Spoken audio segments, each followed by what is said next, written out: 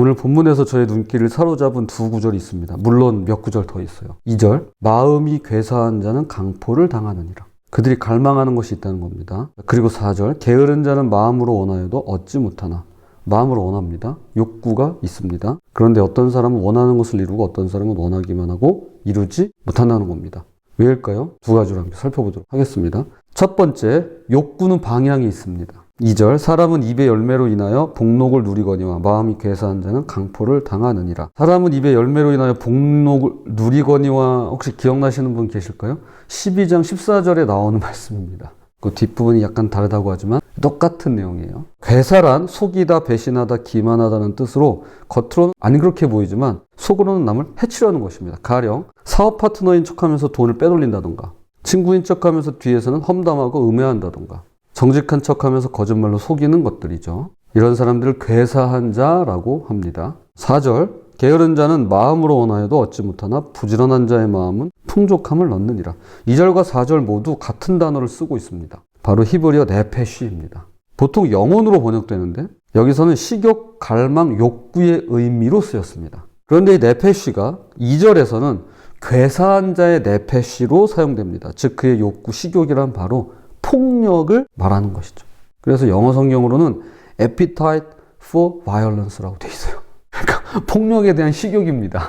왜 에피타이저 하잖아요. 마치 배고픈 사람이 음식을 삼키듯 괴사한 자는 남을 해치고 속이고 빼앗는 것을 갈망합니다. 그리고 4절은 게으른 자의 네페쉬입니다. 그래서 그는 바라고 원하고 갈망하지만 아무것도 얻지 못합니다. 왜냐하면 원하기만 하고 움직이지 않기 때문입니다.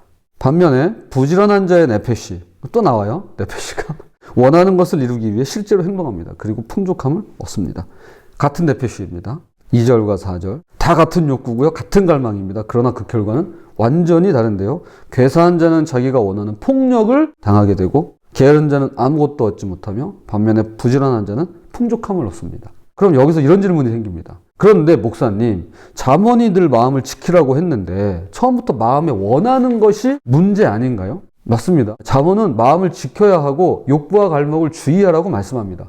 그런데 여기서의 지적은 원하는 것 자체가 아니라 두 가지인데요. 먼저 무엇을 원하느냐, 즉 욕구의 방향성을 말합니다. 5절, 의인은 거짓말을 미워하나 악인은 행위가 흉악하여 부끄러운 데 이르느니라. 의인은 거짓을 미워합니다. 그러나 악인은 거짓을 미워하지 않습니다. 오히려 좋아해서 남을 속이고 부정직한 것을 갈망합니다. 이게 문제인 거예요. 그래서 결국 부끄러운 데 이르게 되죠.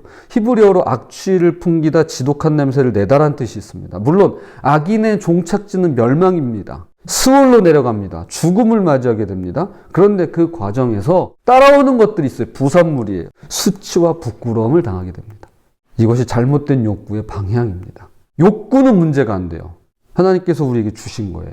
근데 이게 죄와 결합하면서 욕구의 방향이 어긋나기 시작하는 겁니다. 그리고 또 하나는 원하는 것을 이루기 위해 무엇을 하느냐입니다.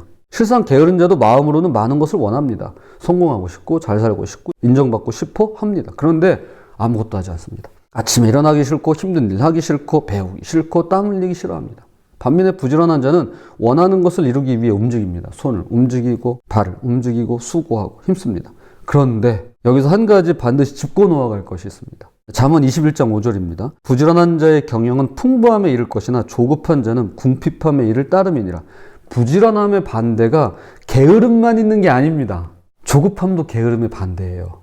저는 우리 사회를 보면서 이런 것들을 많이 그리고 자주 느낍니다. 지금은 그런 말이 뭐 그렇게 흔치 않지만 과거만 해도요. 우리 대한민국을 가리키는 전 세계인들이 알고 있는 그런 용어가 있어요. 뭐냐면은 빨리빨리. 우리 너무 바빠요. 저를 봐도 그래요. 제 아내를 봐도 그래요. 도시는 도시대로, 시골은 시골대로. 아침부터 저녁까지 어떤 경우는 주말도 없이 일합니다. 오늘 같은 말씀을 들으면서 부지런하신 분들 중에는 이렇게 생각하시는 분들이 계세요. 아, 그럼 새해는 더 부지런해져야겠구나 이렇게 생각하세요. 그런 경우는 대부분 이미 탈진 직전이고 번아웃 상태이기 쉽습니다. 잠언이 말하는 부지런함이란 단순히 더 많이 일해라가 아닙니다. 올바른 방향으로 목적을 가지고 지혜롭게 일하는 겁니다. 그래서 지혜가 필요한 거예요. 휘둘리고 끌려다니고 시키는 대로 하는 게 아니라 셀프 리드하는 겁니다. 이런 걸 학생들의 경우는 자기주도 학습이라고 하죠. 이렇게 물어볼 수 있어요. 아니, 목사님, 우리는 말씀 따라가고 성령님의 이끄심을 따라야 되는데 셀프 리드라니요. 어떻게 말씀을 그렇게 하세요? 이건요, 권위 또는 권위자를 따라가느라 말씀과 성령을 놓쳐서는 안 된다는 뜻입니다.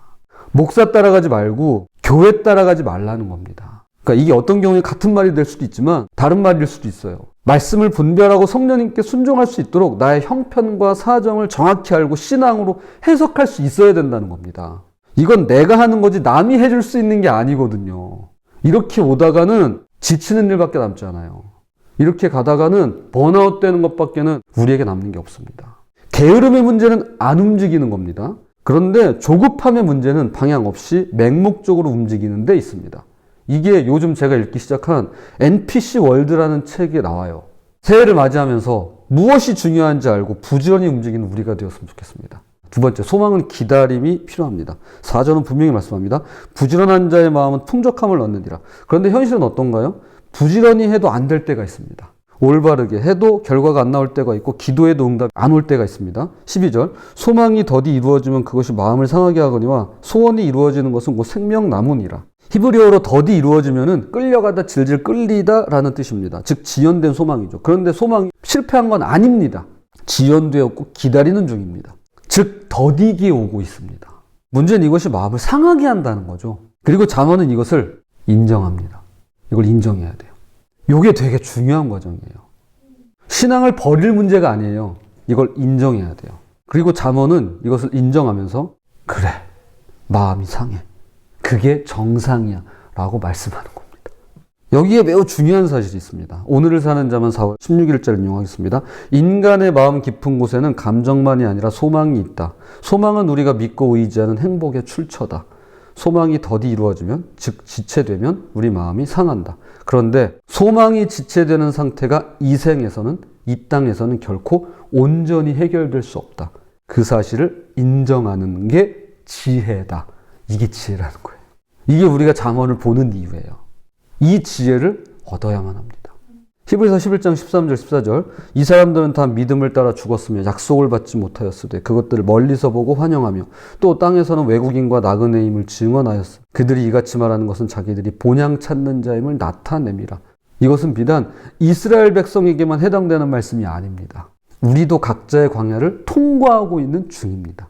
애굽으로 상징되는 세상에서 나와서 노예 생활로 상징되는 죄 속박에서 벗어났습니다. 그런데 아직 가나안으로 상징되는 약속의 땅에는 들어가지 못했죠. 이것이 광야이고 기다림의 시간이며 소망이 지연되고 있는 것입니다. 바로 우리의 현실이죠. 우리가 외국인처럼 나그네처럼 살아가는 이 땅에서 많은 걸 누릴 수 있습니다. 모든 걸 다 누릴 수는 없습니다. 많은 걸 누리고 있어요, 우리는. 근데 모든 걸 누리진 못해요. 그런데 13장 12절 후반부를 보세요. 소원이 이루어지는 것은 곧 생명나무니라. 소망이, 희망이 지연이 되지만 이루어져요. 이루어지는 것들이 있다고요. 모든 걸 다 누리진 못하지만 많은 걸 누려요. 창세기에서 아담과 하와는 생명나무에서 쫓겨났습니다. 그런데 요한계시록에 오면 새 예루살렘에 생명나무가 다시금 나타납니다. 그 사이에 무슨 일이 있었죠? 바로 십자가 사건입니다. 갈라디아서 3장 13절, 그리스도께서 우리를 위하여 저주를 받은 바 되사 율법의 저주에서 우리를 속량하셨으니 기록된 바 나무에 달린 자마다 저주 아래 있는 자라 하였습니다. 예수님께 십자가는 죽음의 나무였습니다. 그런데 우리에게는 생명나무입니다. 우린 지금 광야에 있습니다. 소망이 지연된 채로 마음이 상할 때가 많습니다. 그러나 우리는 생명나무를 가지고 광야를 걷고 있는 중입니다. 그러므로 우리에게는 지연되었지만 분명한 소망, 희망이 있는 것입니다. 자, 말씀의 결론을 맺겠습니다. 우리 모두에겐 욕구가 있습니다. 그런데 무엇을 원하느냐, 즉 욕구의 방향이 중요합니다. 폭력과 거짓을 갈망하면 멸망으로 가고 의와 진실을 갈망하면 생명으로 갑니다. 또한 어떻게 움직이느냐가 중요합니다. 게으름은 안 움직이는 것이고 조급함은 방향 없이 휘둘리며 바삐 움직이는 것입니다. 이게 아무리 부지런해 보여도 전혀 그렇지 않습니다. 여러분, TV를 하루 종일 보는 사람을 가리켜서 우리가 부지런하다고 얘기하지 않잖아요. 진정한 부지런함이란 올바른 방향으로 더디더라도 지혜롭게 움직이는 것입니다. 그리고 오늘 말씀을 통해 발견하게 된 중요한 지혜가 있는데요. 우린 지금 광야에 있다는 사실입니다. 부지런해도 안 될 때가 있습니다. 안 되는 것들이 있어요. 소망이 지연돼서 마음이 상하곤 합니다. 이것이 정상이고 이것이 광야입니다. 이걸 인정해야 돼요. 광야에서의 부지런함은 생명나무를 붙들고 한 걸음씩 나아가는 겁니다. 광야에서는 빨리 못 가요. 한 걸음씩 가는 겁니다.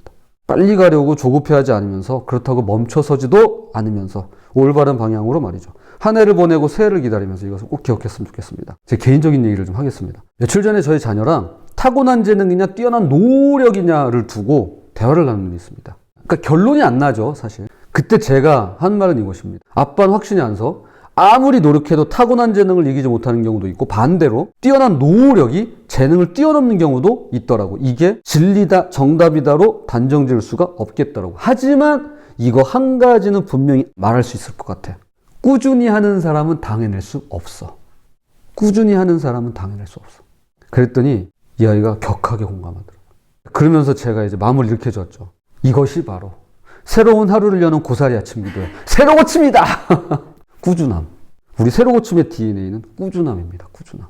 어제 못했어요? 오늘 하면 되는 거예요. 오늘 못했어요? 내일 하면 돼요. 아, 내가 놓쳤네? 그러면 영상 편집해 놓은 거 보면 돼요. 제가 항상 이야기하는 건 그거예요. 문제는 내가 마음이 없다는 거예요. 근데 이걸 자꾸 다른 걸로 핑계 삼지 말자는 거예요. 마음이 없는 거지 다른 게 없는 게 아니에요, 우리에게는. 저도 마음이 없을 때가 있습니다.